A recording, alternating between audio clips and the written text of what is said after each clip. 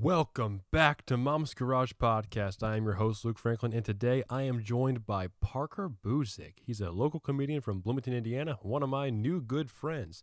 This is a very sincere episode of Mama's Garage. Parker is very in tune with what he wants out of life, naturally funny, and a very good hang. It's a good episode. We start the episode off with a more serious topic, but stick around a while and you may hear all about his cousins. But as always, please like, comment, subscribe, 5-star rating, show your friends, show your mailman, show your mailman's dog. You know the drill. But without further ado, please enjoy this episode of Mama's Garage Podcast, King Parker. Roll the intro, air drum if you know it, and I'll see you at the brothel. Peace.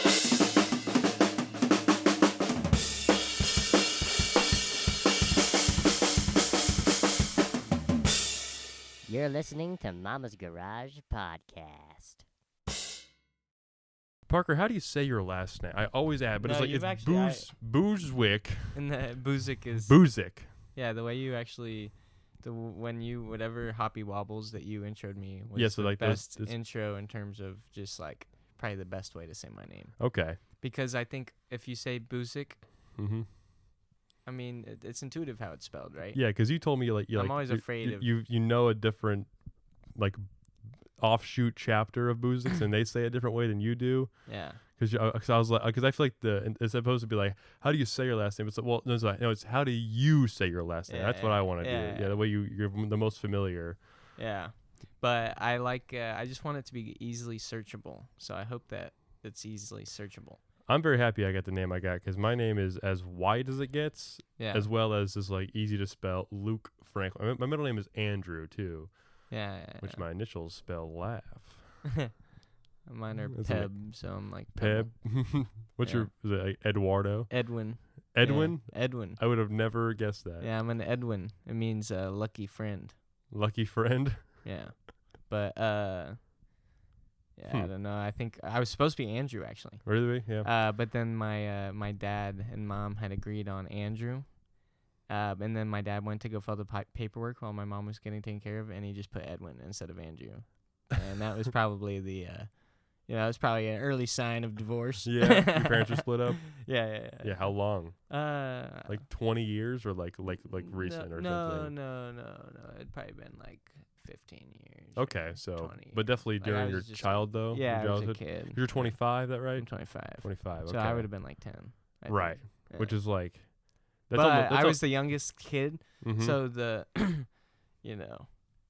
I think it was kind of over before I was born. I see. And You were, then so it was like they were living divorce, kind of almost. which living- is like, it was like they were in phase 2 or phase 1. yeah, for sure. But that might make you funnier as a person. Like, Oh, they- 100% that's sure. certainly like it's in the good comedian recipe. And I was young enough; it didn't really traumatize me. Like, Yeah, that's good. Yeah, for sure. I think my oldest brother at the time was like about to be a freshman in college, so it affected him probably a lot more. Well, I wonder because I have more of I'm closer to that your brother's age in that because my parents split up when I was 17. They had been spiraling since like I was probably 14. So like all of high school, they were kind of going through some shit because my dad got laid off for a little bit, and then it was a weird rule with his job. And then by the time I was a senior in high school, I was 17. My brother was 14. They sat us down in the living room on the other side of that wall, and they were like, my dad was like, I was totally expecting them to be like, oh, we're getting a divorce. They're still not divorced to this day. Yeah, Definitely not not Yeah. together by any means. Yeah. But they aren't like they haven't gone Right, through the and it's whole all because hullabaloo. of like insurance and It's stuff. basically kind of similar situation. Yeah, and Yeah. because my dad's insurance covered my mom's, because my mom had breast cancer, right? And which she's all good now, but the only reason they stayed together was in case she ever went back went back. I meant like, I don't want to say relapse because that's like a drug thing, but like in remission it means you're cured. So it's like, Yeah. what's the word for that? Like when you go back into it, you were cancer free and now you got cancer phase 2. I forget the word for that. I don't know. It's happened. She in got my family. recancered. Yeah. In case that were to happen, she'd be covered. But Yeah. I feel like my brother took it harder than I did because he was beginning high school. I was on my way out of there. Yeah, you know? yeah, yeah. And You were a so- little bit more yeah. independent in the head. For sure. My brother's really mature for his age, but Yeah. at the same time, I don't feel like, certain parts needed to catch up with other parts, Yeah, and the yeah. parts that needed to catch up were the ones that got impacted the most. Yeah. And so I think his teachers and myself and all of his friends, they kind of saw some like, oh, this is that's an absolute result of his there's changes. for and- sure. Yeah. Oh yeah. I wonder. I don't know. Yeah, my brother's also just a wild guy. I think it's Yeah. just in his DNA. So I don't know. And there's that- like how much? He's like 10 years between you guys, like he's 9. like 9-ish Mhm. years or whatever. That's a pretty far distance. My brother He's and I are like a- 2.5 years apart. Yeah, so. I've got two brothers. He's my oldest brother. Mhm. He's What's the one that the- kind of got me into comedy, actually. That's but- right, because I remember it last week at Soppy's. I was going to ask you about this. It was South by Southwest. Oh yeah. Yeah. South by Southwest. He's the one that signed me Yeah, up. and is that just a comedy fest? Was that like a just a? Oh, like it's a music comedy fest, and- music fest, Very- and film fest. Right. It's But it's paired with a software expo, so it's like startup entrepreneurship expo. So this is a very but they big pair it deal. with a party. Mm-hmm. So it's almost like there's these things like I went to this thing called CES, Consumer Electric Showcase in Vegas, Mm-hmm. and the state of Indiana somehow sent me to have a table there in their startup hall. And that was like 300,000 people in the attendance Whoa. across all of Vegas Strip. Like I was just in the one, I don't even remember which place we were in, but then the Dome was one of them and all the other things, But this is like one of those, but way more fun because it's like stitched on top of a series of concerts, 3 days of comedy straight up. Wow, Like yeah. just comedy. That's how long. 3 that's days how of long, film. Like Limestone Festival is. Yeah. Yeah, wow. yeah. It's like it's in Austin, Texas. Mhm. It's an amazing. And so yeah, I even got to go to some comedy shows. Like Mhm. that was my first time in Austin. Yeah. So I got to go to the Mothership. Oh, you open got to go to the mic mothership. Oh, hell yeah. and stuff like dude. that. That's so cool. And then just this one bar, they have an open mic that just anybody can sign up, and it Mhm. starts at I think it starts at 7 p.m. and there'll still be people doing their 3 minutes at 1 a.m. You know, Wow. Oh my god. I was that's comedian so number long. 70 or something. Yeah, Jesus Christ. That's and so. I didn't even know I was signed up. My brother signed Yeah. up. Right. and then- Okay. And then after he went on, he was looking at me funny. Uh-huh. And then they're like, next up me. I had one joke off the top of my head, and then luckily, the guy in the bathroom, right before I had gotten called up, was trying to have one of those arguments of well, listen, I know Hitler did horrible things. You have to admit he contributed to the way that militaries can advance and use innovation. some shit like that. I was pissing in between I was in the urinal between these two guys who were already It's like talking your first about this. open mic is the most open mic shit of all time. Yeah. So I said my opening joke was I actually just got done pitching, which was true. I just got done pitching at a pitch competition for a $10,000 safe note investment on a $1.5 million valuation cap. And I've raised about $100,000 on a $1.5 million valuation cap, and basically that means I'm full of shit and almost homeless. Yeah. Yeah. Right. And Great, all the yeah. startup people in the crowd knew, Yeah. because there's this thing in Explain to startups. the There's this audience, thing. yeah. There's this thing in startups where a lot of people will get an investment, Mhm. and it'll be a safe note or a convertible note, they're called. And what that means is you're gonna get equity at a future date. They're like, we think eventually you'll be worth something, so we're just going to give you money now, and then it will convert when you're actually worth that. So a lot of people will get these things that say $2 million valuation cap. And so, but on LinkedIn or in their job interview, I could do this bullshit too. Yeah. I could be like, well, my business was valued at $2 million. And it's so close to true. Valued. It's so close to Yeah. true because they gave me an investment value at $2 million. Uh-huh. But it's not going to convert yet. It hasn't converted yet. So convert. yeah, I'm worth- So for a guy who knows nothing about Sure, that, sure. convert means whenever you reach a certain goal, that's when you get the money. No, it means that I already have the money and they're already valuing me at $2 million, but it would be ridiculous to actually value me at $2 million, which means that for now on our taxes, it's almost like nothing happened. They just slipped me some money. Uh-huh. And later, if I were to raise more money later on a real valuation, it's called a priced round.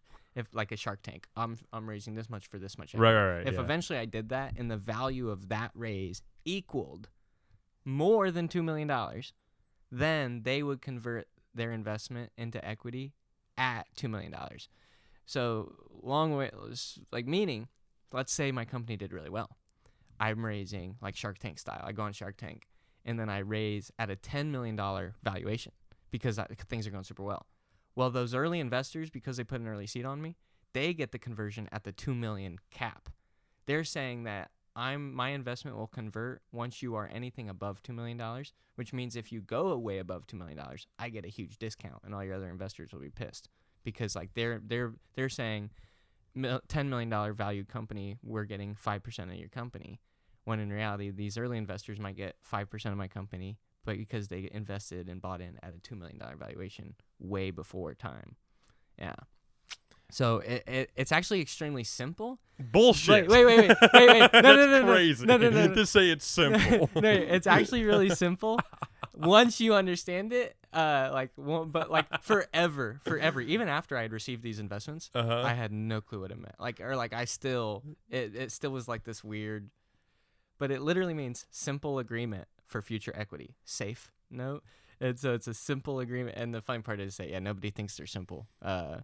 But that's what it's called. I'm happy the audience in your first time on stage knew everything you just told me. Because it was South by if you had Southwest. spent, exactly. Because if you'd spent your time explaining all that to get that joke, like, well, I'm just. And then the light. Yeah. And you're just like, fuck, all right. Well, so you understand, it's a simple agreement for future equity. What that means is, you have like red yarn in your pocket. You're like, listen over here, over there. Yeah. I know we just talked about Shark Tank and there's a fish bowl behind us. Like, and this is a stupid joke, but all that shit smells pretty fucking fishy. Okay. I don't really. I feel like with how much jargon you just spewed out, like I can tell you know what you're talking about. I just have no frame of reference, and I'm just like, my brain cannot handle any of that. Yeah, and it scares me to even think about the repercussions of like making the wrong decision, and also just like being in the dark, like no one to ask questions to and everything. Like I would just feel so stupid and taken advantage of if someone like. What I don't even know what conversion means. I don't know what. I'm just so in the dark on that. So kudos to you for knowing all that stuff and putting yourself out there. It's been a journey. And I'm like, it's funny. I was a Kelly School of Business student. Right. I know about. But Kelly, I'm business stupid. Meaning I didn't belong in that school to be honest. Should have been went to clown school like now. Yeah. And the funny part is I'm going to get a PhD at the Kelly School of Business, and I still am like. Business ignorant to the most part. I'm just way more entrepreneurship. That's what I know. I just know entrepreneurship and how to start a company, and like that's my whole career basically. Yeah. But everything that's like traditional business, like corporate world business, like talking finances, talking conversions, talking the terms of these notes, they're called. Right. A note just means a loan basically, or like a portion of capital, which is just money. Right. Yeah. But I remember them talking about capital in econ class. Yeah. The reason that they refer to money as capital, I think, is because capital is like a more high level word than money. Like you can have capital that isn't cash. Yeah. And so or like. Yeah. Do assets fall under capital? Yeah, exactly. Yeah, like in a lot of ways. Like if you could use your asset as capital. Right. Because it has to be an asset that you capitalize, which is like using it for a means of something else. You know what I mean? Like if I were trading my horses for your buckets, then like I would be capitalizing on the resources that you have with my capital. Horses and buckets? Yeah, I don't know. I'm taking it back to a barter system. Yeah, I guess so. Yeah. Because I was thinking about some silver coins and stuff. That was one joke I was thinking about is making fun of U.S. money. You know, I know a lot of people don't use cash anymore, so maybe the joke wouldn't work. But I just think it's funny because America's like seen as like the forefront of innovation, and we have all the newest stuff. Of course. But if you go to any other country, their money is so much cooler than ours and so much more high tech than ours. And like our money, when you come back and you see it looks like we haven't fucking dropped V2 since World War I. Yeah. Since the Civil War. That's for sure. Absolutely. And it's like, who designed that shit? Martha Washington? Yeah, probably so. Because our money is so like all cash we have is like so archaic. Well, it just like it's not durable at all. Like that too. Yeah. It looks like it was just spare bandage for the Revolutionary War that they colored on. It's like, it's special paper. I'm like, well, it's special paper shouldn't be able to rip in my fucking. Like, if special paper gets wet, it shouldn't ruin my money. money, you know? Yeah, my Indian rupees shouldn't feel like 3 times more high tech than my American dollar. And then like especially if you go to like other Asia like Japan or like Hong Kong, like the bills are indestructible and they're like holographic. Yeah, I've seen these. Yeah. Yeah, every country has cooler money than us. Yeah. I mean, our coins are cool because they'll hurt if you like use them in a slingshot. Yeah, but they that's don't. the They other don't thing even about like pennies anymore. Like yeah. Well, you can. It's invaluable money. Yeah, it's literally almost like more of a burden. Yeah. To have pennies. I think so. It's like, oh god, because I don't feel like our future children are gonna have to worry about like, oh, what do you mean it costs 83 cents? You can't cut a nickel into. I'm like, no. Yeah. There was a whole other brown coin you never even heard about. No, they won't even be touching physical money. There's no way. No, they're gonna be like buying OnlyFans pussy with Bitcoin or some shit. You know what I mean? Been there, everybody. Yeah, not Bitcoin though. No, just my credit card information. No, I don't have cash in my wallet right now. All I have in my wallet right now is some notes I wrote at work today. Oh yeah. For like joke notes. Yeah, joke notes for tonight. Yeah, for Hoppy Wobbles. Yeah, guys, in case you don't know, Parker and I know each other from the open mic scene in Bloomington. I met you at the Comedy Attic, and I walked in there. You had a whiteboard. I was like, and like this is me being brutally honest, like, because you know the kind of guys you meet at the Comedy Attic open mic. You know, they're like.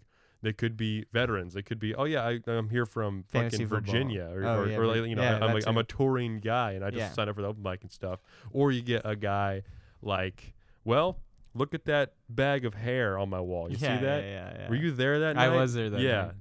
I was about to point out that you right. had that. Yeah. Or you get the football dickhead who like who lost their fantasy and football. And that guy last week like used like 3 internet viral jokes. Like he said like I haven't been there since February. Dress 8th. up as my wife and act like a bitch. Like the whole.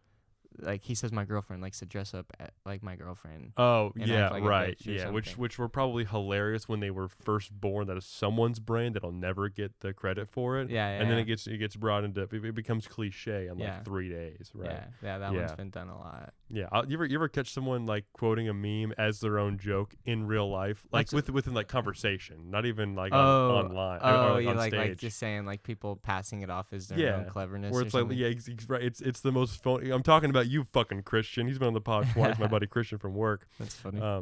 Big Country, we call him. He's my work husband. Yeah. We everyone called him out. We do these like stretch circles at work, like twice a day, like mandatory. And so we'll go and we'll just fuck around most of the time.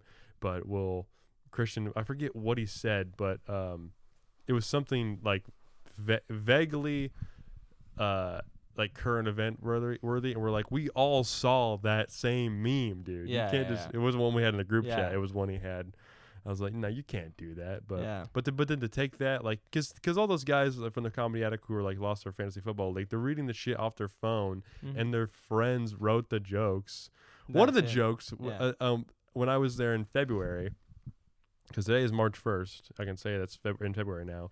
It was some guy was like, what's up with stuff being lukewarm? Who is that guy? And I was like, right here. And I'm just like, it was not. I'm like, you can't. It's so stupid. It's weird that people can sign up to do the shit we're trying to work on as like a fucking punishment. It's the only art form that does that. Yeah, it's funny. But I think also comedy's the only place or the only art form that kind of has like, you know, beginner showcases. I do. How you have will to get say, better. There is one archetype of the fantasy football sign up, which is the guy who's dying to get dared to do it because he's too afraid to do it, but he wants to do it so bad, and so they're almost like, dude, would you dare me to do stand up?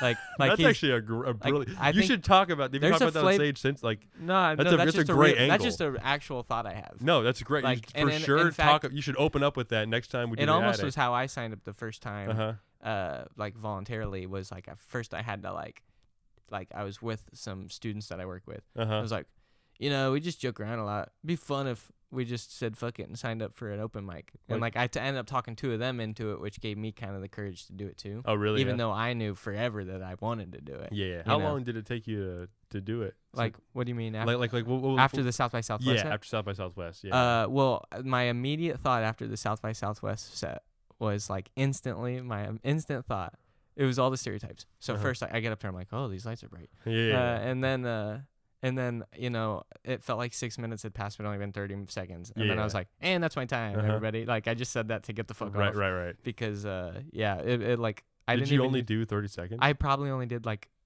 of the 3 minutes, I probably didn't even make it to a minute. Wow. And I I have the opposite and I was like problem. freaking out. Walked off the stage and was like, oh yeah, like I get it now. I finally got my answer in my head. I finally know that I'm not funny. Yeah, shit, yeah. And like I just thought, yeah, this is so much harder. You have to write jokes. Like I realized so much about comedy Mhm. instantly, and was like, if I ever tried it again, I know that I got to do it Yeah, way so different. basically You don't you just go got- up and wing it. Yeah, because you got you find a respect for it. You're like, Yeah, oh, there's yeah. a whole work aspect. Because Yeah. until you get into the driver's seat of it, like the POV, Totally.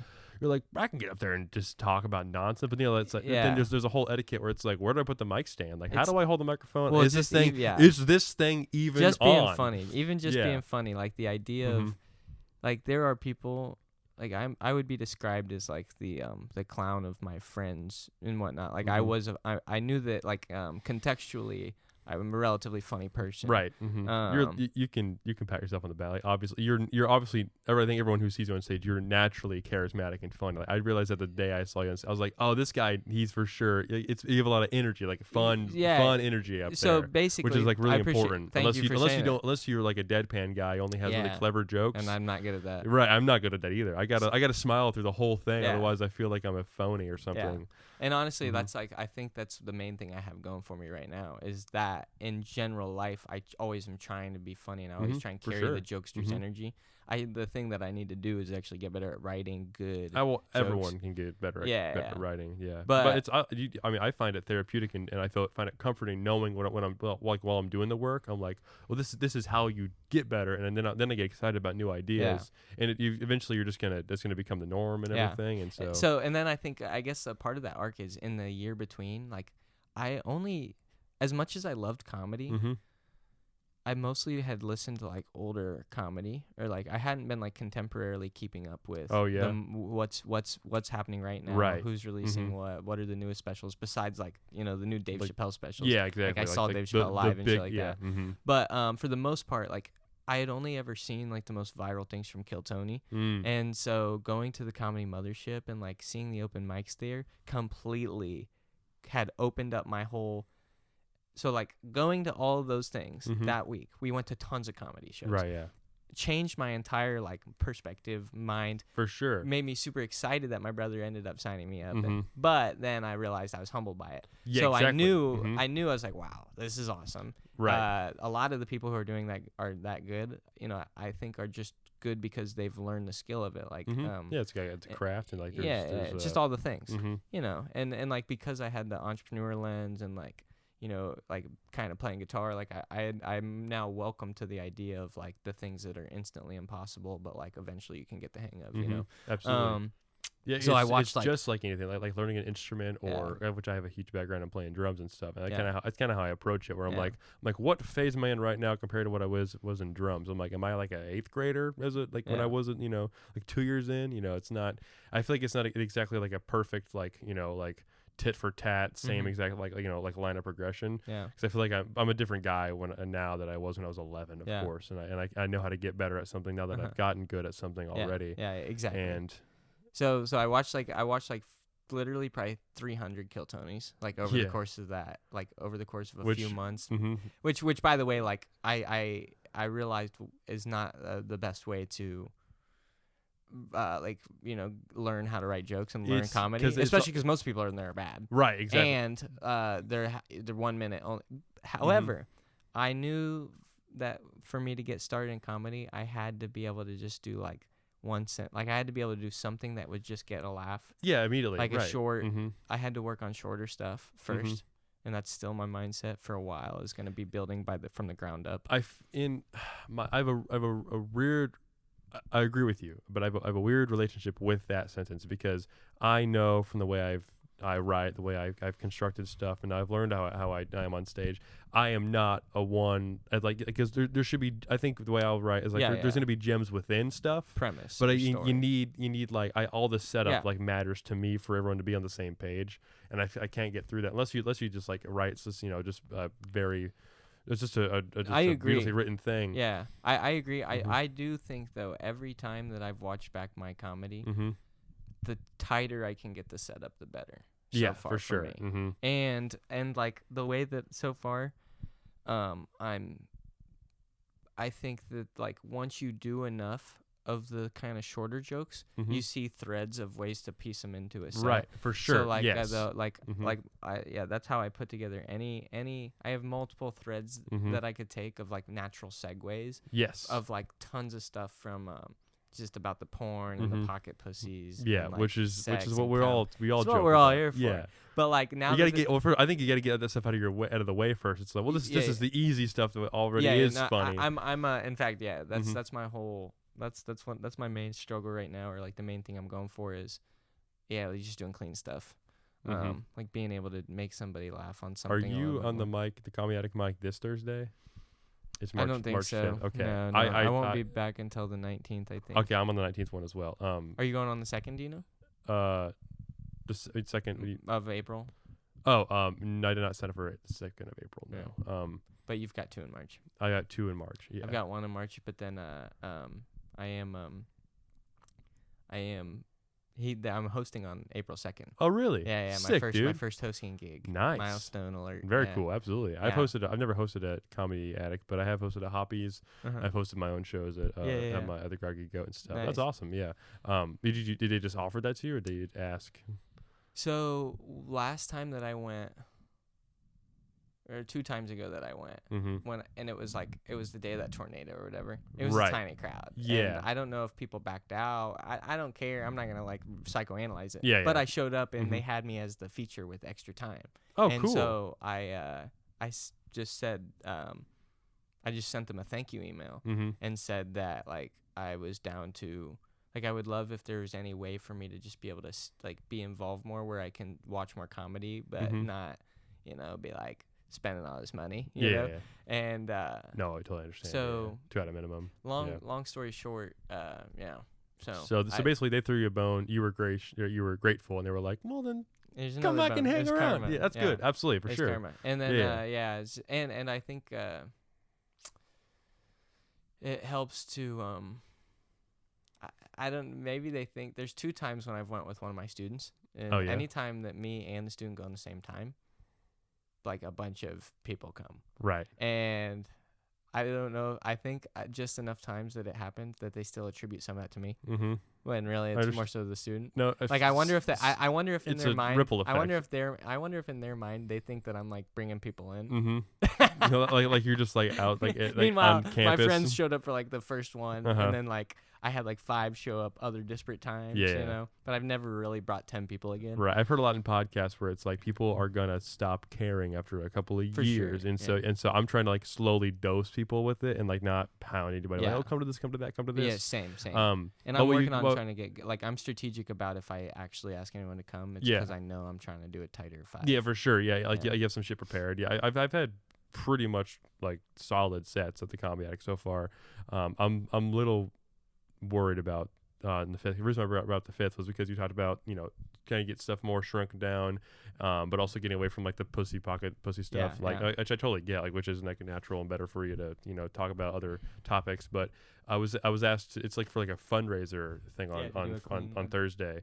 And yeah, so I have to do a cleaner set, which Yeah. I have some tricks up my because I have a lot of stupid dumb bits I do at work that are universally funny that Uh-huh. I don't offend anybody. They just are funny, Mhm. and I'm like I'll probably do a few of those where I can just because I'll go into my grandparent like being like grandson mode Yeah. where I am not saying anything bad, Mhm. but I'm being charismatic and joyful, and just as long as I can swim up there for 5 minutes, I'll be okay. Yeah. And I think I'll do some snippets of the Martinsville stuff that aren't derogatory, that don't go in immediately into the KKK stuff. Yeah. Okay. Yeah. Because Yeah, I just don't want because there's some heavier topics in that progresses over time. One thing that I haven't had like Please. one thing that Let's get hasn't one of the cleaner humors that I have is this alphabet thing. The cleaner humors. Well, like, the funny part is even alphabet gets a little perverted for me. I was just trying to do some alphabet shit. It's like, why does Q got a dick on him? That's weird. Yeah, like shit literally, like that. or like Q is just O sneaking out to get bitches. Right. Like that. Like one of them is like, I wonder if V was in a social media viral video and was like, double it and give it to the next guy. It's just like stupid. But it's like popsicle jokes. Yeah, like popsicle stick. But it's clean. It's just safe, and you can get away with it. Y is like that friend that you only call when you need numbers. You know. Mm-hmm. It's like sometimes it's a vowel, sometimes it's in math. Right. Fair. Okay. Yeah. There's some shit there. Like the I kind of already spoiled the Y one a little bit, but one of the jokes would be like, damn, some of the letters aren't pulling their weight. You know. Right. Like, what are we gonna do with X? Like, fuck. We'll sell them to math. Okay, And it's like, and sometimes Y. Mm-hmm. Like, right, okay, sometimes Y, we're selling Y to math, you know. Q and U are definitely fucking. Okay, right, yeah. And So U's like the clingy girlfriend that doesn't let Q go hang out with the boys. Like, Q never gets out alone. You could exchange fucking for just saying sleeping together. Yeah. I think, right. But even then, it's like still like perverted humor. Right, in that but regard. It's not clean enough. Clean humor, like, you know, there's clean for me. Sex exists, and here's all the proof. Yeah. People have fucked at least 8 billion times. Yeah. E's always just that quiet friend hanging around, you know, not making a noise. Except for them when he does talk, he's fucking, you know. I wonder if we could have a joke for every letter, and like the bit could be like the one I was thinking about, like a counts. Oh, sorry. No, but just like you could just like start with A and like have like dumb jokes, be like, oh yeah, C is kind of forgetful, you know, it's you know connected to, you know, well, are you subbing for K, or are you like doming with H or something like that, right? Yeah. Or whatever, and then but then you can just go until you get to like I don't know, like maybe like J, where it's like that's my time, like we'll come back next week for the latter half, whatever. Yeah. I think I want to frame it around like, you know, for instance, either A, the invention of the alphabet. Like I was thinking like, you know, were they sitting there? First of all, it's kind of weird. We all have our own alphabets all over the world. We have our own languages. Why'd we do that? Why'd we do that? Whenever you squint your eyes, you do this funny little accent that I want you to lean into more. I do a lot of voices because there's in my life I just do voices. Right, and like that's when I'm the most amused when you do that, and which obviously you don't want to oversaturate some shit with some sauce, but you're right. But it's naturally very funny, and I enjoy it every time I hear it. That is how I get most of my laughs. To be honest, is like it won't even be the thing that I want to get the laugh. It's just because I do these stupid voices and like. But that's the kind of stuff you can't sit down and write. That's a very It performative. is a very feel. It's a feel. Yeah. And it feels very sporadic, and I think that people read that, and that's when it's like, oh, this guy is funny. It's not he didn't think of some funny shit a while ago, and I was reporting it. It's like you're funny right in front of me, and like that's a big deal. A lot of it is like it's all delivery, of course. Like I've had to pitch a lot, my company, and I've like taught hundreds of people like. In my job, how to pitch, and like so there are basic pitch things that just universally work, like the just the pause, you know, like that's what she said, you know, like like right. just building all time, there's little tension. things, there's little things that I think translate well to comedy from like just being a communicator in general. I think teaching has a lot to do with. I think that a lot of teachers and just music too. I've heard so many fucking comedians on podcasts be like, yeah, I used to play drums in a band, and I'm like, oh, is this like a prophecy I'm kind of upholding? I feel like it's like Sam Townsend guy, Bill Burr plays the drums, Tony Hinchcliffe plays. I just heard Daniel. There is something there. Oh, that is Craig. He was on Soder's podcast like 2 weeks ago. I forget his name. But there's so many instances. I think somebody else, maybe Greg Stone or Anthony DeVito. I just listed a bunch of old pod. Like there's so many cases. If you listen for it, you'll hear like, oh my god, that guy's a drummer too. Yeah, that's ridiculous. So there's a lot of overlap. It's all art, and it's all like for sure. Because humor, it can be very universal, and I think you can draw from a lot of things. So I agree with you with pitching and stuff. Yeah, definitely. H is very promiscuous. Oh, you're still on this, okay? You want to burn all your material. Well, no, I gotta practice this alphabet stuff because like I don't get like this is one that's been sitting on the wayside for forever. You know? Yeah, but it's clean, so you. H is very promiscuous. You know, going out sleeping with T and C and S all the time. Okay, so we had this pretty similar. Yeah. H even brought W to the word whore. Okay. Yeah. I wonder if vowels have big egos. I'm sure they do. Yeah. Yeah, no kidding. Yeah, they're like the varsity. They're like Val varsity jackets. Yeah, I think that's all I got. Yeah, well, that's a funny angle to have them be like Q definitely like one. I had some more about the Q and U relationship stuff with like because U is so clingy, sometimes Q lashes out and sneaks out and has a threesome with W. Oh yeah, for sure. And then I realized like, oh my God, on the keyboard, Q's literally sleeping with W. You know. Have you thought about doing like an elemental P orgy where it's like those guys they can't? That's a good joke. Down. Yeah, that's a good joke. Elemental P because they're always said together. Yeah, for sure. Yeah. Yeah, I have a pen. I have a blue pen. Do you care about? You have a blue pen? I have a blue pen right here. That's good. Well, it's Mama's Garage Blue. Yeah, and this is the Pilot G2 is actually my pen of choice. Oh yeah, for sure. Those are great pens. And honestly, it's good that it's blue. It'll be a reminder that I don't really get credit for this. Yeah, one. don't act because I'm giving that's all yours. So I feel the same way because I have the roast battle coming up on Wednesday, and I had a big I have to get 6 jokes prepared, and I got like a good first draft of like completely jokes, and I sent them to like a bunch of people who are either done roast before, like Sohail or I sent them to Evan last week. I think I would suck at that by the way. I thought I would too, but then I was asked to do it, and then whenever the pressure's put on you, I'm like, I guess I have to perform these, and so I really crunched really hard. But there was a joke I sent to a guy named Brian Smiley. I'm not sure if you met Brian. Yeah, I've met Brian. The mustache. It's funny because he is a smiley guy. Yeah, for sure. Absolutely. He's always been big old grin on that guy all the time. Yeah. He's one of my fucking favorites, just universally. But I sent some to him, and he kind of introduced an angle that I hadn't done. I guess this will be out way after, so I'll just talk about it. But basically, Kyle spells his name Kile, which is fucking stupid. And so his I'll read his exact joke. It was a very good. He was just riffing with me in the DMs on Instagram. He was like. I'll have to find Brian's chat. I'm vamping. This is there. It is. There's Brian right there. He says because he was like, all right. Because he was giving me just like just like, oh, that's a good one. Yeah. Here's how I would rank these and stuff in case you want to take it from that. And he brought up the autocorrect thing. Where he goes, here is his fully formed joke, which I really thought was great. Is that Kyle's parents named him Kyle with an I. That's a stupid fucking name. They somehow made the name Kyle worse. Every time I type it into my phone, it autocorrects it. Sadly, autocorrect wasn't around in the 1980s. Yeah.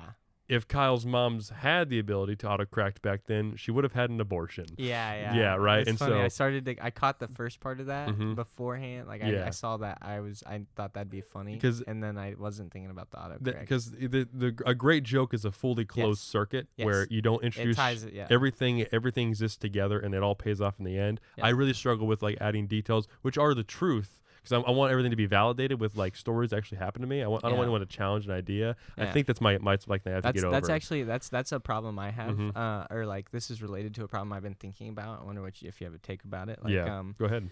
The second open mic I ever did, which was an intentional one. That was right? the first one that you. Oh, sorry. Yeah. My bad. Mm-hmm. I kind of always forget about the South by Southwest. Yeah, one. but I don't really count. Yeah. The So first I one guess I ever did. the second one I did at Comedy Attic, which was like the second one I did where I was taking it seriously. Do you know the date on that? Which was? Yeah, I think it was when you saw me. Maybe. I don't know. I mean, I feel like you had already done it before. I feel like the one I saw. No, you were there my third time. Okay, because So this, I feel like I think I saw you December 17th, which was a Thursday. Yeah, that would have been my third time. Yeah, it was a week before Christmas. Yeah. So you're fucking like brand new to this shit still, dude. Yeah. I just hit number like 16 or something. So I'm still counting mine as well. I'm on like 74 tonight. It'll be 74 times on stage, but which feels like it's not a lot, but that is a lot whenever you consider you're driving. That's it's like just funny how my bar has moved because Mm-hmm. at first I was thinking, okay, Comedy Addict told me they'd get me 2 a month or something, so that's I'll do 24 sets this year, and I was like, and if I pair it with Hoppy Wobbles at least bi-weekly, right? Then I get to 50 this year. Exactly, yeah. And so I was like, that's my goal. That's huge. And then anybody I told that I was doing 50 this year, they were like, bro, whoa, you're serious? Yeah, because I was just telling someone, my cousin Garrett, I was like, yeah, I'm trying to do 100 sets this year. He was like,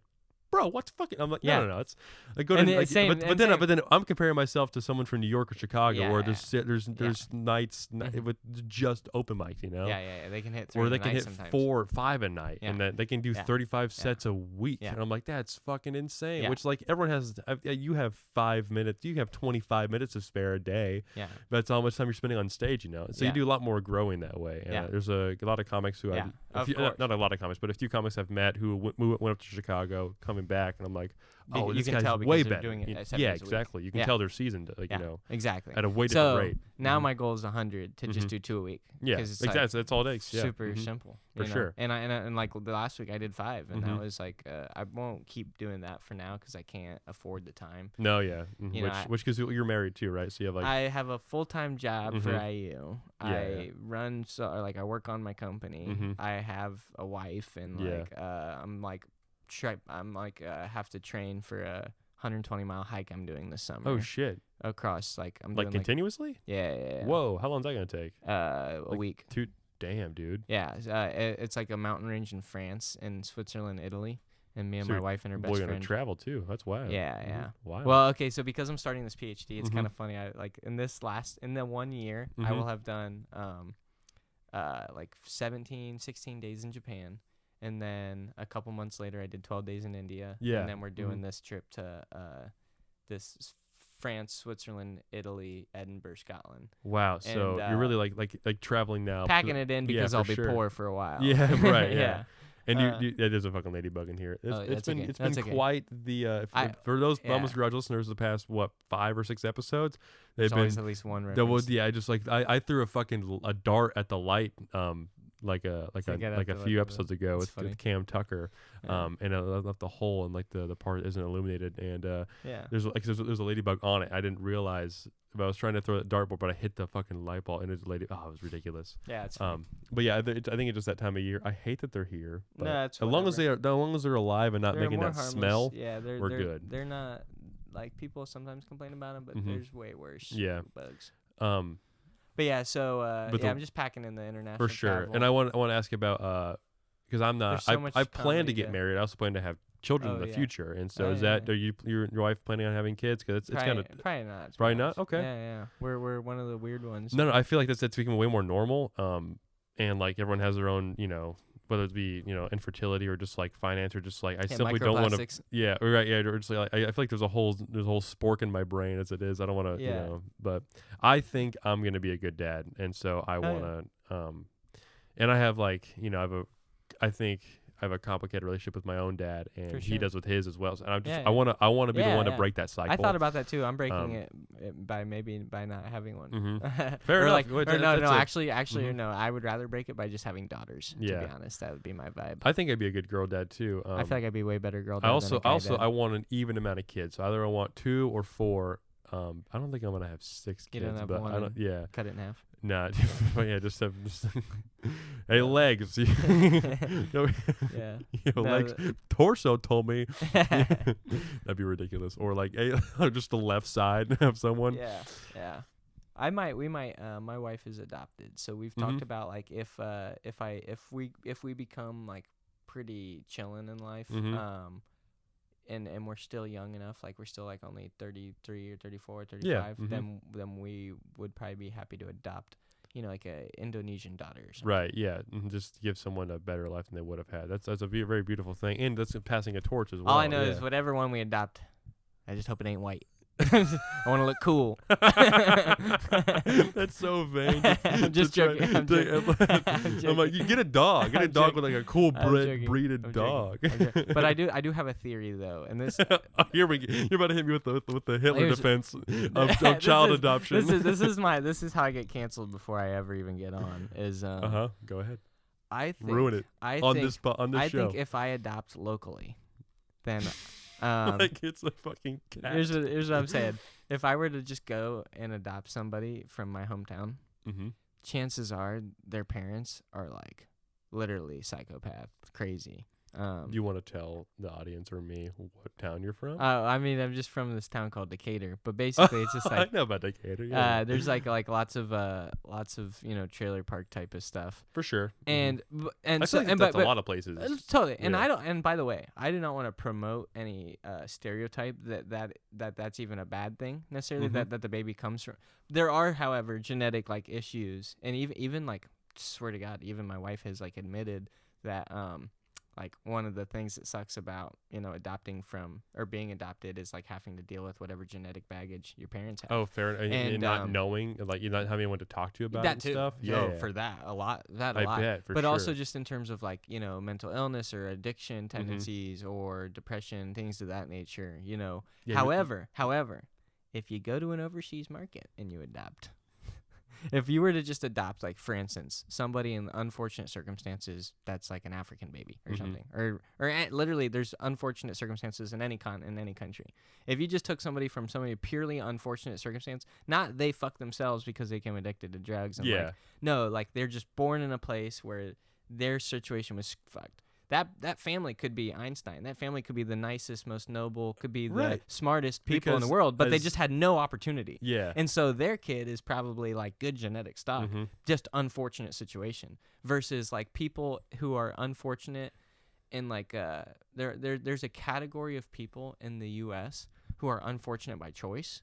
Like, not saying all people are, but I mean, like, we should deport those people. That's what happened. I'm just saying, you lazy fuck, get out of here. I just feel like if I got a baby from a country, from a developing area, from an unfortunate circumstance, it's way more likely that they are just like a good ass family with like good intelligence and genes that just were born in a really unfortunate fuck situation, and probably don't have genetic insanity or genetic issues. Yeah, baggage. when I was growing up, it wasn't like.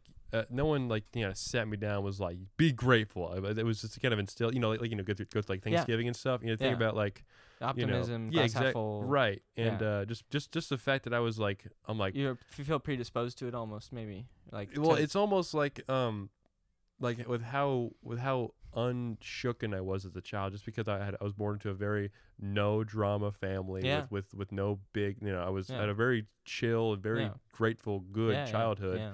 And it was through just the roll of the dice, and I just happened to be a straight white guy, which happens to be like the guys who founded this country, and people get most of which is, I'm happy it's becoming less of a cool thing now, where it's like, oh, you're straight and white, come at you, here's these cool white bed sheets we got for you.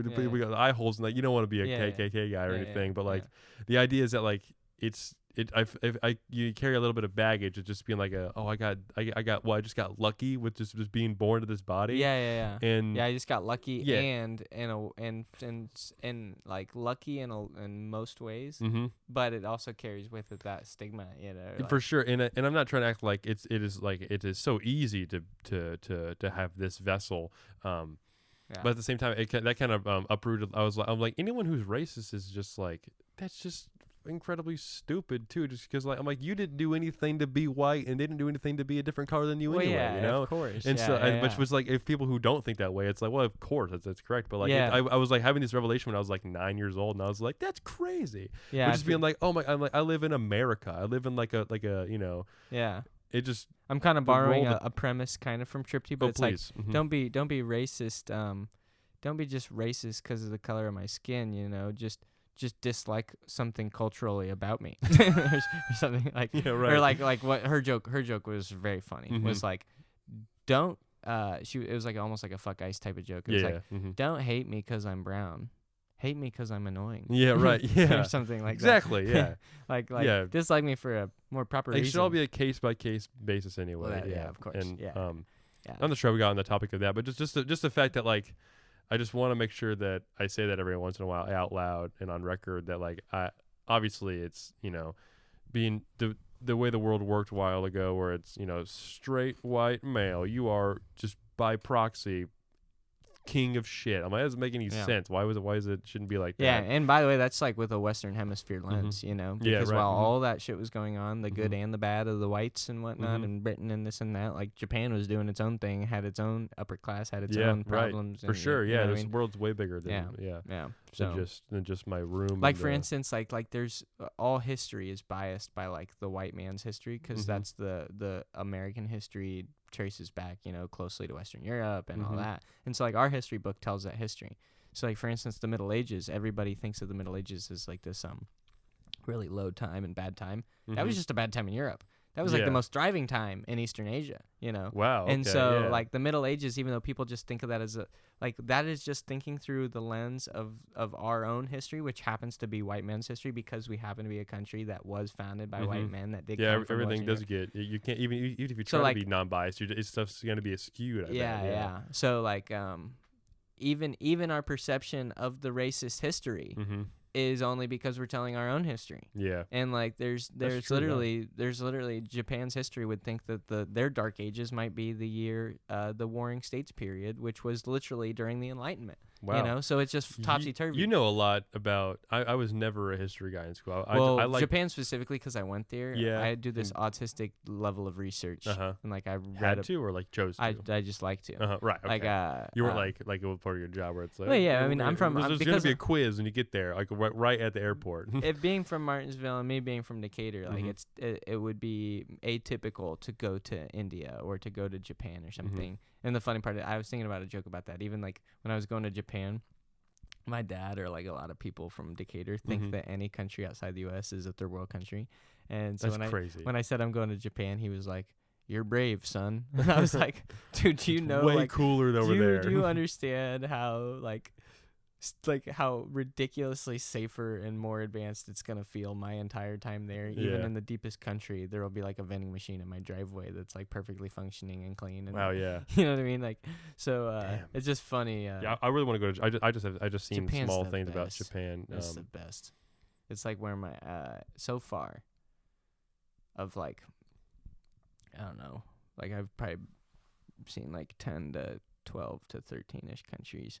And Japan is the one that like I don't know if anything will ever be like a muse more to me or like calling for me to come back than the slice of Japan that I got to see. And was it like Tokyo or like? So we spent only about so we spent like 3-ish days in Tokyo, 2.5 really, and then we spent like 4 or 5 days in Kyoto. But other than that, the entire other 10 days, we were in the middle of nowhere. I rented a car and just drove to the mountains. We stayed on a rice farm. Like, it was one of those, it was like a house built in the samurai time, basically, like a wood. Like, what year would that be? Like even that's like the samurais are like the really big time that is like the 1600s, you might say. Okay. The oldest. It was just like a very old structure, and like all the doors were painted sliding rice paper doors and shit like that. Literally middle of nowhere, like all these rice fields with hundreds of frogs like croaking, and like the hot sauna bath, and just like dude. it was literally. And so here's the crazy part, just in case you ever want to get the homies together. Okay, right. This place that we stayed at sleeps up to 10 people. We get the whole house to ourselves. $60 a night on Airbnb because of the conversion rate to yen. Wow. Okay, I can do that if you- conversion. And if you go rural, things just tank in price. Really? So like we had it was our favorite Airbnb the whole trip, and it was by far the cheapest. And $60 a night, like yeah. between. And I So might $6 a guy. like if you had 10 people in there, it would be $6 a night per person. Oh You my could God. literally, and they had this big barbecue pit stuff. You could sell like freshly hunted like deer meat and venison sausage and this and that. Wow. And it was pretty cheap too. So you wouldn't even have to like grocery shop. You could pay for like fresh butchered meat from the neighbor, And then just go essentially. cook it. Yeah. And it was like It's amazing. what was the thing we were close to? Okay, it was like in this area of Japan. I know that I know this is bad to do on a podcast. Oh, you're fine. Whatever. But like we're in the middle of the We'll just- mountains and those shit. are really good. You take these photos with the camera? I'm like a photographer, or I'm not. That's so funny. I'm not a photographer, but I like to do I like to take pictures. Sorry, that's a well, stupid that's picture. what a photographer does, dude. But yeah, so like our I cabin. feel like you know enough about it where you're like, well, I'm not a photographer, but like if you showed someone, Well, I took literally this- just bought a camera that makes it look good, and I like Still, to it's- capture what I see. That's you know? very nice. Those are really good photos. Basically. Did you upload those from Instagram? Like, I mean, from like a computer on Instagram, or like just have those on your phone? Because those are really good quality. I usually just I have an SD card and then I'll airdrop it to my phone. Gotcha, Those airdrop. things. Gotcha. Yeah, Okay, airdrop that's how I preserves get quality the pretty decently. thumbnails on Yeah. YouTube and stuff. But point is, I guess Japan was amazing. For sure, and yeah. Super affordable if you do it the right way. Like our first meal, I got a plate of noodles, fish, French fries, veggie sides, a la carte, yada yada, and it was all like 700 yen, which is like $5.50. Oh my god. Yeah, and I also had a dinner in Kyoto that was 12 rounds A5 Wagyu Kobe beef. and it was like $300 per person. And it was my honeymoon. It was our wedding type of like. I won't really ever do that again. Unless something crazy happens and I just have total fuck you money. But right. But that sounds amazing. It was when I hear Wagyu, I'm like that's like the best thing you can put in your body. In the entire world. Yeah. I actually had this thing called Omi beef. Omi beef. And it's like more rare. It's not necessarily inherently better, but it's like less. It's less common than even Kobe beef, which is like, But look at the marbling on like Omi beef. It's just you show this one to the GoPro. I mean, if it'll take it. No, it'll for sure do good. Yeah, it's that's just good. I mean, like literally, it doesn't even look like meat. The chef, it's so marbled in like the fat essentially. Wow, yeah. Like, and of that, I mean, I only got the tiniest sliver. Like right. It's so funny. Like when you spend the most amount of money on a meal is when you're most likely to walk away like still hungry. That sucks. Write that not down. Actually, but you're satisfied. Yeah, but I'm just being like quantity I'm a glutton. of food. It's hilarious. I would rather eat a lot of a shitty steak and than a little bit of a, like a bite. Yeah. Or so. Yeah. Yeah, dude. And I'm like usually a very cheap guy. Like I try and for a whole year I lived on basically nothing. Like eating apple, banana, carrot, ABC was like my meal to get to dinner every day. And so just doing a crazy ball out meal like that was true. It was worth it. It was worth that it. Even just like even if it like didn't satisfy the way you thought, it's still just like a what a great like satisfaction. Yeah, everything about it was literally that's great. Yeah, for sure. And it's the best. It was the best meal I've ever had in my life. Yeah. Damn, I've went on a lot of good vacation. My mom made sure we had vacations growing up and stuff. Yeah, that's awesome. The favorite vacation I was on, it was like a year and a half ago. I just went on a cruise, but like cruises are just fun as hell. I'd love to do that once. But I'm just so, I feel like I'm so apprehensive to traveling unless it's like it's something I want to go do. But the place I think I want to go back to the most, New York for sure, but also New Orleans. New Orleans was really fucking fun. I went there like the day I turned 16. Oh, cool. So my brother was like 13. See any titties? Oh yeah, dude. Bourbon Street. My mom knew that. Of course, she knows the culture. Yeah. She also knew she had 2 teenage boys. Yeah. She was like, let's let them loose. She was like, all right, you can go watch for like 20 minutes. I was like, man, and then I saw like, the boobs you want to see, like a girl my age now, early 20s. Yeah. Boobs you didn't want to see. I saw a woman who was like in her 60s. Yeah. Who saw like some innies and outies. Yeah, but like boobs that hadn't aged that much. Where I was like, good for her. Yeah. A lot of green. I bet you put a lot of green in your body. Yeah. That's great. That's funny. And that was New Orleans awesome. is a wild place. I haven't been there, but like I had a friend that would always be posting Snapchat stories outside of her window of like every night at like 2 a.m. outside her window. It was just crazy. Just craziness. It'd be funny. There's but there's also so much good. Like I learned about New Orleans in jazz band like the year before I went. So I had it was a good jazz band background knowing about it. So then I just kind of was paying attention to all the music around there. I'm like, oh, these are like seasoned people playing and everything. And there's a bunch of like cool windows you can walk by on like Canal Street or Bourbon Street. Probably more like Bourbon Street. Yeah. But there's this like, but the drummers are against the wall, so and you can almost touch the guys because a lot of these windows, it's such good weather there. It's in the South. You can just like infiltrate and just like touch them if you wanted to and fuck them up. And I was like, wow, I know that. I was looking at that cymbal in Sweetwater yesterday, or like, I want those drum heads, or I'm just like, how the hell is he? It was just so cool to be like a little guy in high school, of course, and just watching all that. It was amazing. That's one of my favorite vacations for sure. But again, that's still in America. Only time I ever left the country. We went to Mexico? Go to Niagara Falls. Oh yeah, Canada. My mom did not know she booked the hotel on the Canada side, so we had to sneak through and back the border. Yeah. And she was so that was cool. And you got to go to the Canada side to even see the falls anyway. It's way better on that side. Yeah. I don't think I think I saw Niagara Falls as a kid. Mm-hmm. I'm pretty sure we never made it to the Canada side. Yeah, it's I don't think waterfall. we did. It's just. But I did get to do a boat thing where we took a boat close through it, like just close to some of the falls. Yeah, I guess this is what I remember, like a ferry boat. But yeah, it was cool. Mm-hmm. I think my favorite place in the U.S. and there's ironically like I saw the great cities of Europe before I even went to Chicago. Like I Wow, I hadn't even seen any American city. Not been to Chicago yet. I think I drove through there once to go to the Wisconsin Dells, but Yeah. that's it. I've only really ever truly visited once since. But I do love Colorado. Okay, And, Colorado's for sure on my I list have of places to a friend go. who lives there, like my best friend ever, Mhm. like best friend. I also have a really good friend. Just shout out Trent, episode 10 of the Nice. Mom's Garage podcast, back in about a year ago. Nice. Yeah, so I'm actually going back next week to go fly and see him Mm-hmm. and just do some hiking. We're actually gonna go to the Casa Bonita. I just heard about that on a podcast yeah, today. Yeah. we're going. We have Right. reservations Mhm. for That was that. South Park thing right South up there. Park. Yeah. I saw Mhm. Kenny. Yeah, it's a Kenny on the lamp. Yeah. Yeah, so that'll be cool. I try to go like 4 times a year, and Oh wow, that's like every quarter. Damn. well, in the Frontier. Well, he's literally my best friend, Mhm. and so like, I lived with him for 6 years, Mhm. and I grew up with him my entire life. So it's just hard to not see him. No, at for least sure. 4 I bet. times a year. Yeah. But and Frontier has like, you could get like a $60 to $100 flight, like round trip even. Sometimes. Oh really? Wow. Like $120 you could get round trip to Denver from Indy. So and then since he picks me up there at the airport, Mm-hmm. stay at his apartment, it's a relatively affordable trip. That sounds great. Yeah, just take time off work and just get that all planned out. Yeah. And then I try and he's a school teacher too, so he has summers off. And Mm-hmm. I'm dying to go to Seattle and like Pacific Northwest kind of vibe.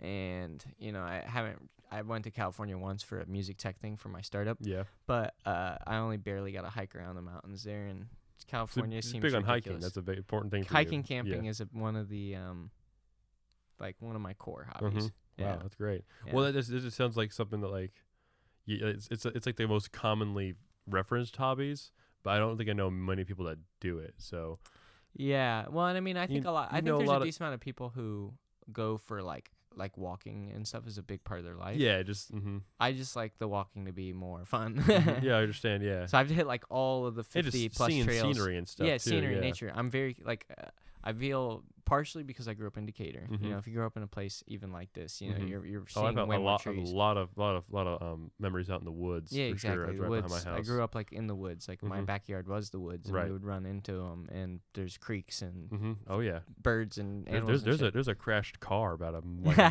a I don't know, maybe half a mile down Yeah. down that ravine where I'm like, how the This who is fuck- random Decatur lore, and this is Mhm. funny. This is so Please. funny. I could Mhm. use this as Some a joke at some DCL. point. In the woods, my friends had a trail cam. Mhm. Like one of my best friends has a property, just tons of woods around it. Yeah. And the trail cam literally caught this guy who like was drunk driving stolen vehicles into the woods and leaving them parked back there, and then like selling them off like months later. Wow. And Not we a got that bad on the scam. treadmill. Mhm. Yeah. It was like a bunch of what are they? Hellcats. Okay. Yeah. He was picking up Hellcats Uh-huh. and parking them in the woods. So I hope nobody watches this podcast because I don't want anybody to follow any. Nah, I mean, You know. you didn't use the guy's name, and like I bet a lot. It's not of like we were people do supporting that the guy. all over Indiana. Yeah, it's just like funny things to catch on a trail cam. Oh, for sure. Yeah, Yeah. you have nothing to worry Looking about. for This will deer. probably get 56 Exactly. views. No, Will be okay? Yeah. that's why I'm so transparent. Mhm. I'll tell you. I'll tell my life story. Mhm, You know, for sure. Around the hour in mark, which I think we're just crossed. Okay. I would like to try yeah, to let's do do something structured or something. the dartboard confessional. Basically, Oh. a dartboard has 20 points, Okay. averages up there. We're going to throw darts. Okay. It's going to be assigned to questions, and then we're going to riff on those questions and whatnot. You can go first. You're the guest. Throw if you hit You the have door. questions. Yeah, Okay. corresponding with the number. So so before you throw it, just know one of the last times we did this, Cam Tucker bricked 4 darts in a row. You Yeah, only straight into the door. get 3, right? But you throw it in the door Oh. if you want. I don't give a Yeah, shit. yeah. But just throw it with a little more oomph than Yeah, you yeah. normally would. I had a cork dart board. Okay, you many know all years. about it then. Yeah, you're about to nail this. Dude, 19. literally almost got a bullseye. I mean, that's pretty damn close. I'm a 19. What do I got? All right, 19. Let's see. Here, throw 2 more, and then okay. that way we go riff off those. Oh, there's my pick. That's why we have my dartboards. Oh, I was going That's for a- 17. that's a my 2. number. That's a 2. Okay. We'll do 19 too, and then I brought mine. We'll have you do the question. So we need at least just one more. We'll just do 3 questions. Was 15. that 15? Okay, great. And I'll just throw mine just for sport and just see what the questions we would get. What was that? 9. Probably 9, and then shit, bricked it. brick. That's all right. Well, we'll use 9 if we have time for it. All right, so you landed on, because I had these questions like not ranked at all. They're all random, so I forget what the questions are anyway. This in the spirit of no one watching the podcast, this might be a good question to ask you, so no one watches it. Question 19. Will you rank your cousins from ugliest to hottest? That's so funny. Oh, is it now? It's funny because being from a small town, Uh-huh. I had like a lot of cousins, and there were even sometimes cousins that I wouldn't know were my cousins, and then I like find out they're my cousins. Oh. Nah, that never got me in any trouble. Okay, fair. I'm about to say. Luckily, that's like yeah. I don't have any crazy story like Mhm. that. Maybe I do. No.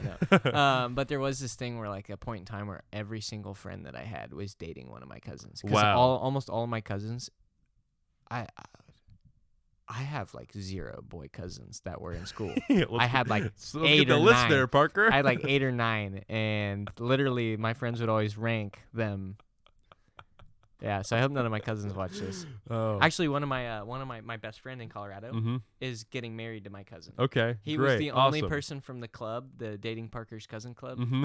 I think he was the only one from the DPCC that is now marrying one of Parker's cousins. You got to write a bit about this. Yeah, That's a great premise. That's a real thing to happen to you. That's But I will awesome. say, I think that if I were a girl, I think I'd be hot. Because Yeah? all my cousins are, I think we're all good looking. Okay, I think yeah. the boy genes didn't come through quite as clutch. It works a little bit I better as a respect girl. you for just saying that, because people are always like, "Well, I don't want to look like when people are attractive, Yeah. regardless of whether they're blood related to you or No, not." I think I got a beautiful family. I think That's great. I think the how women. lovely of a sentence that is. That's amazing. Yeah, you thought we were gonna go be all dirty, but no, Yeah. no. Only some of them. No, I'm just kidding. Okay, all right. Okay, I'm trying to think what's something fucked up I could say. Yeah. Oh damn, that's a pretty good answer to that question. I like that. That question came from my when you're in a brother. town like Decatur, everyone has their cousin line. It's Uh-huh. like which cousin is it? It's like fourth cousins. Like we fucking at that point. Yeah, or is it no, like yeah. fifth We're cousins. like, statute limitations. Yeah. Right. Yeah, it's like, yeah, it's funny. The We're all probably a little bit. yeah. related. And our no, I'm not gonna. I was gonna ask their ages, but like I did. They're all like my age. They're all like I have so many Damn. cousins that are my exact like literal age. So like so it's a lot of birthdays all like in one year. In That's one so many year. new babies. There's like I have the cousins that are twins. One of my cousins, her name's Jenna. Mhm. She got great placed in name. the first. She got placed in the same dorm floor as me at IU, Mm. and everyone thought that we were twins, and we just went with it for That's the whole fun. year. Yeah. So Same last name and stuff, or yeah, Uh-huh. Jenna Busick, Parker Busick. Mm-hmm. Yeah. I mean, as far. I mean, And then I have some younger. The thing about me is my mom has 6 siblings. that's a lot. And- Yeah. So you have a lot. And my grandma on my dad's side has like 8 siblings with like a sister with like a cousin with like 13 siblings. They were Johnsons. A Johnson. Their last name is Spring. Johnson. Wow. So we proliferated the Yeah, whole no phone kidding. book. And, Holy shit. Yeah. Yeah. So point is, I just have a lot of cousins because of that, and almost Mhm. all of them are on the 2nd to 3rd tier. Yeah. Second or third cousins. Yeah. And, Damn. and most of them are like all my first cousins are like right now like in their 40s, in their 50s. Mm-hmm. I don't have And- cousins that old yet. My cousin Cameron just had a kid. A lot of my kids. cousins are actually the kids of my first cousins Mhm. because my mom was the youngest of the 7 Yeah. by far. I'm pretty close with a lot of my cousins that are my cousin Charles was on the podcast recently. My cousin Garrett who did the podcast a while ago. Nice. Cousin Maddie, she's like, well, we would have been in high school together if she had stuck around her senior year, so we're close enough in age and stuff. Mm-hmm. And then they all have their own siblings and everything. But like those are the ones that are closest to me in age and everything. I don't have a lot of cousins on my dad's side, because my dad only has one brother, just like how I do. Yeah. But Yeah. so I guess Charles is my hottest cousin. Okay, Question number yeah. 2 you had as well. Yeah. which is next. which is number 2 question. What superpower would you have? Oh yeah. That's so I think I had this one recently. I kind of forget what I think me and Cam talked about this a while ago. I think mine's a very boring answer, but it is the most useful. And if you're thinking about it, I don't want to interrupt your thought No, process. like, I'll talk over your thoughts. yeah. Basically, I have answers, for those who don't know, I answered this question already. I want the ability to just sleep on command. A lot of your health is revolved around your sleep. Yeah, that's a good so point. you'd be like really good at that. But say you're at like a meeting that you don't really need to be at, and you're like, oh, I'm being paid to be here. I would just sleep when I know I can get away with it. It'd be like an on and off button where you go directly into REM cycles. There's no phasing in. Yeah. You get the benefits immediately, right? And also just like, oh, I gotta wake up for this tomorrow. Just fucking fall out, and it'd be kind of like time travel. Like you can just instantaneously fly to places. Obviously, your body will probably still, but you don't have to try to fall asleep. You can just do it. Yeah. That'd be like it's not really a superpower. It's just kind of like an ability I would want to have. Yeah, I think it's very practical. It's kind of what I'm arguing. I remember, when I was a kid. That was my shoulder popping. Wow. I very much wanted to either be invisible or be able to pause time. Okay, yes. Mostly had to do with like going in like, I don't know, your cousin's bedroom, some shit like that. Yeah. Or just like the time one was always cool because I'd like to just pause time, get some bullshit done, and then resume it. Yeah, I think everyone would. That's probably the next classic. one. Flying is awesome. Like I would love to fly. Yeah. I think the most unique superpower, though, that I always wanted and craved growing up was like this. I don't know how to describe it. It's something close to like Deadshot, but like framed a little bit more just like lucky guy, meaning like perfect judgment of like. But that would go well with your middle name too. Like I'm Captain Edwin, bitch. Yeah. Like meaning like I wanted to be the guy who could like wake up or like throw the two pieces of toast and they land in the toaster. Oh yeah. So you'd be I throw a rock and it turns the light switch on and like any little thing that I try and do that requires just for judgment. like aura farming. yeah. Exactly. Yeah. Yeah. I want to be the guy who just walks through. I was like flicks his shoe off, catches it, flicks it I back. do that pretty often in here actually, but I Yeah. never do it in front of people. But just like anything that requires like, oh, I have to judge how hard do I push this. Yes, thing. you just want to be like Mr. Trickshot. You want to be like Mr. Trickshot. I think was, Captain Perfect, I'd be Captain like, Dude Perfect. I'd be like Boy Perfect. Yeah. Boy Perfect. Yeah, that's probably way better. Okay, I like the answer. That's a really good answer. Or like this the superpower to always have the right answer really quick. Okay, so you want to be AI. Yeah. I just want to be. You like want to be quick the on my enemy. feet. I was always a good liar. Fair enough. Okay. I was always good at like thinking up something fast on the spot. I was cover a people. horrible liar. So Yeah. I just have a moral complex I can't get over. Oh yeah, no, I don't have that. I have a pretty good imagination, and I feel like if I know what the stakes are and I have to come up with some shit to protect something, it's always for the greater good. If I have to lie, it's not just to get out of something. It's like I'm doing this because of something else, not just for protecting myself. Yeah, I can probably pull that off as I get older because I'm like, oh, I can justify it. Oh sure, but I can't just be like, nah, I wasn't doing that. I was doing this instead. You're a dumbass. Well, I just used to like to do little mischievous shit like my mom would be like, oh, go grab the 2-liter, and I would just want to convince her that I fell down and exploded the 2-liter and there's pop everywhere. Like I would want to see if I could get her to believe it, and then work her, and then it's like, just joking. Like, like I used to do that type of shit a lot as a little kid. It's just like it's like it was almost like a whimsical, goofy way of gaslighting. Yeah, right. you didn't know you were doing it until later. Yeah. It's not bad. Question 15 you had? Yeah. Right. Okay. Question 15. It's actually pretty on topic. Do you wish you had a different sized family?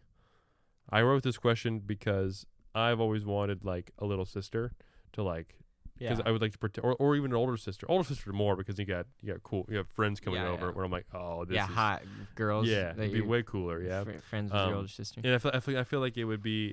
So you mean the Atomic Family? Yeah, right. It's just I guess so. Yeah. Because you have a pretty wide extended family already. So I kind of know maybe your answer to this already, but I wanted that experience, like be able to be a sibling to like my brother, help, stuff like that, like be a guiding light and stuff like that. But I feel like a brother my mom had an older brother and a younger brother. Well, she still does, but growing up, I mean. And I always want to know what it was like to be like that role, or just have like or just have an older sibling in general. I've always been the older sibling, so since 2008.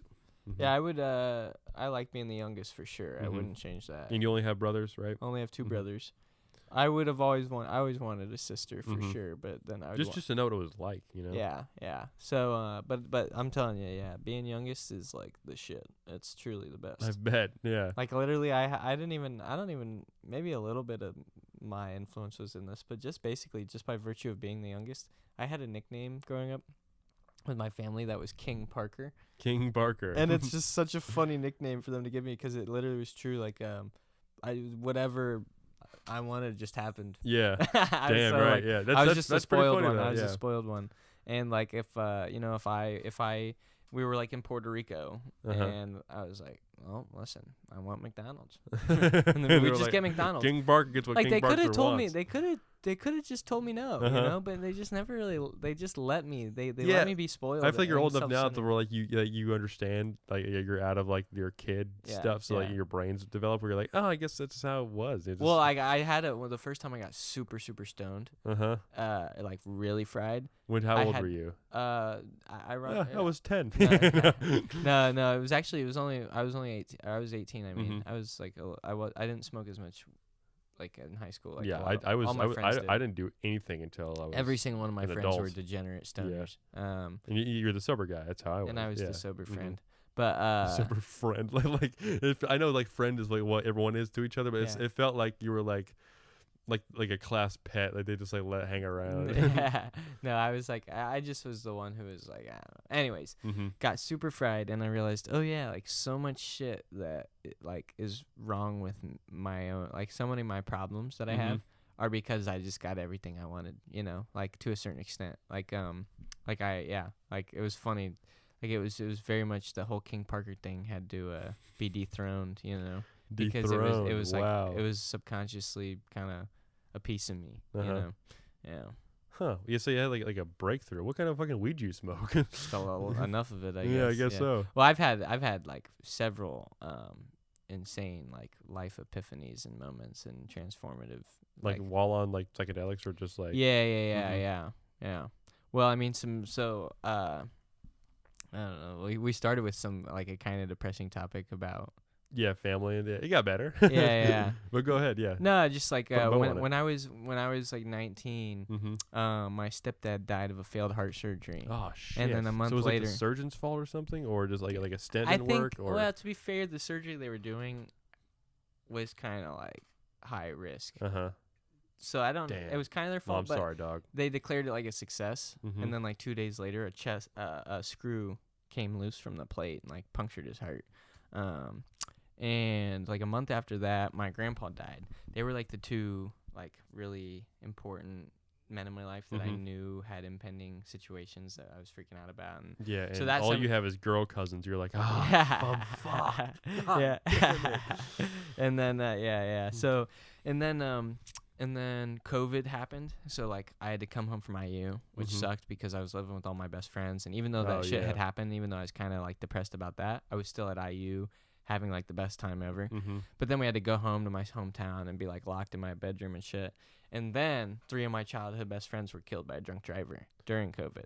Oh my God. All of that shit happened in 6 months. And then I broke up with my girlfriend because it wasn't the right, but like I was alone then because we broke up. So like it was like very much a super horrible year. But 2020, Jesus Christ. The irony is that it was the best year of my life too, because it's where I grew every single piece about me that I would ascribe to like myself, like basically all of the characteristics of me. The piece of me that started a company, the piece of me that like is all of my hobbies, everything I love, the photography, the traveling, being outside, the hiking, the comedy, all of these pursuits that I have in life all come from the appreciation that I now have having lost like everything. That's incredibly bright and like positive way to look at it, because I feel like a lot of people would use that as like an excuse to be a bad person. It's like, well, listen, all this shit happened to me. It's like, well, shit happens to everybody. But then, I mean, that's so severe, dude. Yeah. So it was like the worst year and the best year because it unlocked life for me. And I Right. think everybody will have a point where they lose somebody they love like a lot. And from Yeah. that point on, every hug will mean more. Every conversation with literally Right. like when I sit in this moment with you, I'm very appreciative of like knowing you, and I'm very appreciative of this Likewise, moment. dude, absolutely. It's like I feel like every time I podcast with somebody, I become like there's a different connection now where I'm like oh well, and also it's like a conversation that is going to exist in somewhere else. Yeah. Where it's something that we can reference Yeah. it proof it happened. You know. Yeah. So because some conversations you have are like, well, yeah, we like connected for like 2.5 hours, but then like I never saw that person ever again. Yeah. Or it's like a single serving friend, like in Fight Club or something. How they Yeah. talked about that. But I think significant loss, trauma, whatever, anything like that is ironically gives you the key to life if you pick it up. And I think I was actually lucky. That's a great caveat you just said. If you pick it up. If you pick it up. But I think I was lucky to be handed that key at such a young age when I think a lot of people have like a midlife crisis. Yeah. And then a lot of the thoughts that they think are the same thoughts that I was thinking. You know, like Before what's life you're about? fully What am I gonna molded, do? yeah. Like Wow, memento no mori. kidding. Like I gotta punch all these really deep existential questions before I was even like my frontal lobe was fully developed. So it allowed all of those philosophies to become a part of me as I was still making those final brain connections, which I think is gonna set me up for the whole rest of my life. For sure, and kudos to you for even like recognizing that, because like you said, like if you pick it up. Yeah. Damn, So- this is a philosophy podcast today. It was a guys. dark Whoa. year, but No I kidding, owe yeah, everything and that's to it. so and how much have you gone through grief before that year? Like almost. I mean, like 'Cause I lost my papaw that year, but that was Yeah. the first significant guy I'd ever wow. knew that died. But yeah. I can't imagine. Yeah, you for know, me, it back was, to back to back. I could look back and like point at things of like the types of mini traumas that we all deal with, like I because I was the youngest, I never really got a lot of attention from my mom or dad. Right, where it's or, kind of baked in, where it's kind of a part and like of you divorced that, parents. Yeah, Like I could right, look right, back right. and point out a lot of things about me that are probably unfortunately as a result of growing up in that circumstance. But I never felt traumatized. Yeah. I always felt like I had an awesome life. I always enjoyed my situation, even growing up in like a relatively poor situation. I always had the video games and everything. That's just pure optimism. I think it's all really a mindset, and like, that's really good. So, but it was Very the first. healthy. It was basically the first actual grief in my life, you know. But they sure. were you're like, Yeah. geez, I was like, I don't think I was overdue. Jesus Christ. Yeah, dude." yeah. Well, I was like, and also it's like the same that year. You start exploring philosophy and lots of different things, and obviously the very surface level thing that you can explore in a very deep way is like karma and stuff. So it's like, and some people think karma works backwards or forwards. It Yeah. isn't time bound. So sometimes I'm like, damn, what the fuck did I do later in life? You know? Right. Yeah. who am I gonna kill, or what treachery am I gonna perform? You know, or was it some previous life or some past life, some former that somebody else's, who fucked me over with? Yeah. Nah, Yeah, there's a I'm lot just to joking. explore there. Wow. Yeah, I might be an intrusive question, but I am curious. Yeah, Did you had three of like your friends, like you probably grew up with, right? They all, so did that change your relationship with alcohol at all? I feel like that would really make me rethink how I approach that. Oh yeah, I don't. Well, okay, so I didn't. Oh, you're talking because you're killed by a drunk driver? Yeah, drunk driver. Yeah. Yeah. Oh, for sure. I mean, a little bit. I mean, I grew up with like an alcoholic family. Sorry. I didn't realize that it wasn't a typical thing that like at family Christmas to have grandpa standing on the table dancing drunk at 3 in the morning and shit. Like my grandpa was the I life wonder if of it's the worse to party. be at 3 a.m. or 3 p.m. to do that. Yeah. But I just point is like they partied hard. Yeah, no kidding. And it was like in a fun way, but also it comes with all the downside of alcoholism and all that shit. Yeah. So I was surrounded by alcoholics, and they wouldn't like that's like sounds like a mean word. I was surrounded by people who are like good people that consumed a lot of alcohol. It wasn't like this alcoholic stereotype of like, oh, like they're bad people. And people beat their deal with wife and- alcohol different ways because they use it These to were all- self-medicate, or yeah. they just like drinking so These much. people that, were all just addicted to alcohol as a Yeah. drug, but they're just regular people. yeah, right. But so I always, and I got alcohol poisoning when I was like 13. Like, Okay, like yeah. I had a whole encounter. That happened to my buddy who Yeah. moved to Colorado Yeah. So when he was like 15. I already had a pretty chill. Like I've never really been too much of a drinker. Like I'll go have like 2 drinks and then I'll feel pretty chill. Yeah.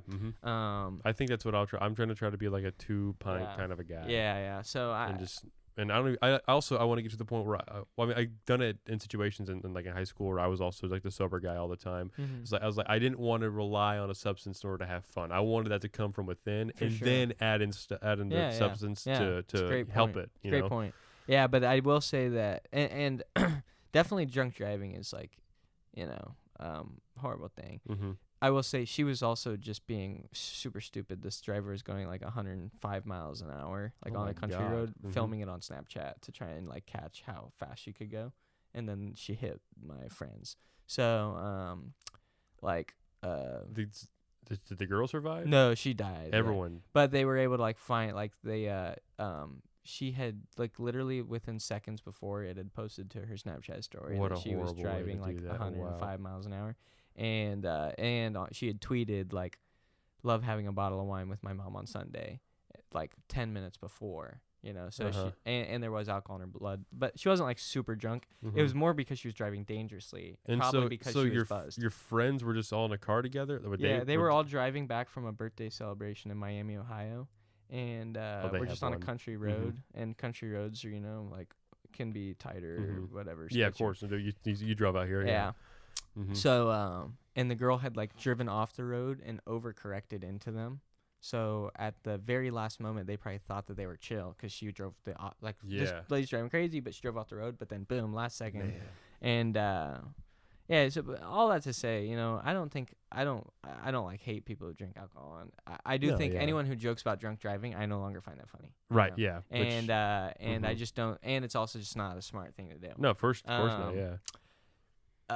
That said, yeah, it did change my relationship to weed in the sense that I started smoking it a lot every Mhm. day, for like The everyday aspect is so easy to slip into because of how fucking cool weed is, Yeah, dude. yeah, I yeah. got high on Friday, Yeah. and I worked a 12-hour shift on Yeah. Friday because I have 4 hours of overtime, and then I went to Bloomington to get which is a place called Taste of India. It's on it's like course. down the street Yeah, from yeah, I'd never yeah. been there before. I went there on Monday Oh, with yeah, my yeah. friend Annabelle, and I went back Yeah. on What'd you Friday. get? What'd you I get? just got Butter chicken? I just got chicken curry, right? Oh, chicken But then curry, I got okay. chicken curry again on Friday. I wanted Yeah. it again Yeah, so bad. Yeah. So then, but like I think if you set up like I can almost put you on some stuff there. I ate like Yeah. the whole menu I- preparing for I'll India. get for sure Yeah, because yeah. I was between the mango chicken or the chicken curry, and I was like I've Yeah. tried chicken curry before but never like properly. Yeah, I asked my chicken curry's waiter, I was like, legit, yo, yeah. should I do mango chicken or chicken curry? Before I even got to done saying chicken Yeah. curry, he was like chicken curry. You ain't No, get chicken curry's curry. legit. Yeah. Yeah. I thought you were gonna say like butter chicken or tikka masala because that's Mhm. the two stereotypical things. Yeah. And that's honestly like still my favorite. Right. shit is Well, butter it's like the chicken. Big Mac of what it's like the flagship like it's kind of thing just to eat. it's the best thing for Yeah. white people. Mhm. Genuinely. That's very funny. Chicken korma though is like a really good one. That's Yeah, I'll get with you. Yeah. We'll get a list Sorry, made because sorry. I want to. That place is so it's so easy to slip into the or yeah with weed, but also it's just so close to the comedy addict. I can see Oh, myself yeah. going there pretty often because Yeah, I'll just place the order on my phone and then Yeah. you go pick it up, and I'm Yeah, like, yeah, oh my god, how simple. And there's I've lived in a- Bloomington for 8 years at this point, Yeah. so I could talk Bloomington restaurants. I could really I bet. could help. Yeah, because I'll be 21 in July, Yeah. and Nice. everything will be unlocked at When that in point. July? July 12th. Yeah. Yeah. 05. 05. Yeah. You're 01? No, I'm just I'm 2000? 00. Oh, nice. Which is nice. 2000. My age baby. is the year because I'm born in March too. Yeah. So Okay, so you're basically my age no is matter the all year. the time. Yeah. Yeah. My brother was born January 3rd, 08. Oh, So wow. it just whatever year it is, he just subtracts 2008 Yeah, wait, from that's it. messed but up.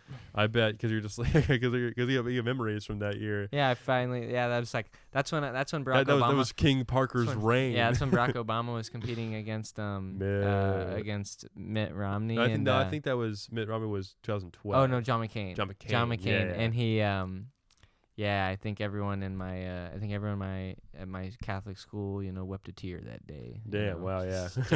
Joking. No, but- for sure. No, but No, I remember Obama jokes are just they all got made Yeah, while yeah, that's yeah, happening. Yeah. I remember the 08 election, but only barely. Yeah. I remember when he became president in 09 when he got inaugurated. Mm-hmm. I wouldn't say I remember the 08. I don't think I have any memories from 08 really. Yeah. Too you're right. goddamn Mitt Romney young. was 2012. Mm-hmm. Could Yeah, add a well. Mormon. Mm-hmm. Nice. Well, the way I've been kind of keeping regulation on how long the pod go. Yeah. 'cause and it's 6 because it's yeah, 6 I should o'clock. probably get So yeah, going too. all good. make Yeah, it I'll to see you at Hoppies. Hoppies for sure. But Also, just like the battery on the GoPro lasts about an hour and a half, which is really Nice. nice. So I've been using that way. Yeah, but we're right at like an hour and a half Cool. right now. And so Sweet. I'll do an intro before the spot starts and everything. But thank you again for coming through, man. I really appreciate it. I feel like we got No, this closer is to fun. this for of sure. course, yeah. And we'll have I'll have you back for no, sure. I was you were like one of the first like people that I met that was taking comedy like very seriously. I'm trying that I to, actually yeah, talked absolutely, to, you yeah. know? I made the And- transition from drums to comedy at the beginning of this year, really. Yeah, so where I was like, in terms of like time commitment. exactly, because I just kind of weighed my odds of like, I'm like, what is going to guarantee me more success? I'm like, what can I control more? As a drummer, it's really hard to control a band. You That's also, you have true. to find like four spouses. Yeah, too. you are more autonomous as a comedian for sure. And I can flex my personality. I have a lot of frontman energy, but as a drummer, and so it's hard to, you know. And comedy, like comedy, is one of those things that it's one of the. It is truly one of the only art forms that I know where like, besides maybe just art, like painting and stuff, where there is no like age prime sort of traditional curve. I agree. Yeah, for like sure. like with but also, even rappers, like they decline. Yeah. Even actors decline. All things decline. But, but like guys who have been doing it for 40 funny. years, like Attell or Louis C.K. or like Colin Quinn, like all these guys who are like, they just, the longer you do it, the better. Because like also wine. with drums, I can see my body deteriorating before I'm 30. Sure. Like a lot of horrible neck pain. I risk giving out carpal tunnel and stuff. And I was like, I mean, unless I'm doing like some like crazy Dane Cook shit on stage, comedy's gonna serve me well if I don't drink that much, and I think I'll be okay. So Nice. No, I think cool. it's the healthiest way to. Nah, But it's also I just want to pursue an art form and conquer it. Yeah, it's kind of what my goal is. Yeah, it's honorable. Spent all that my 20s doing it. Yeah, so, I already said it, but it's cool that you're doing it at this age. You know, I think that's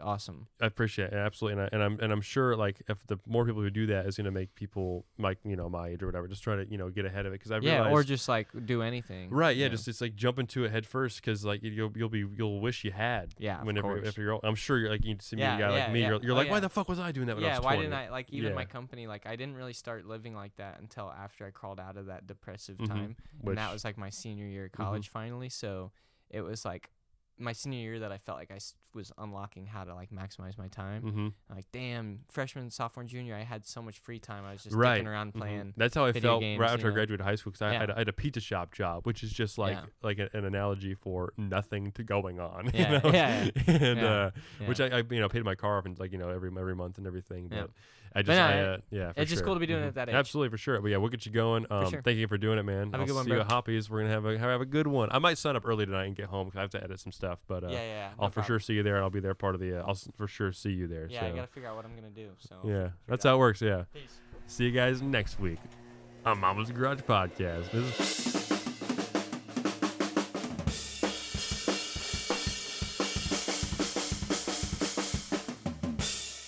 You're listening to Mama's Garage Podcast.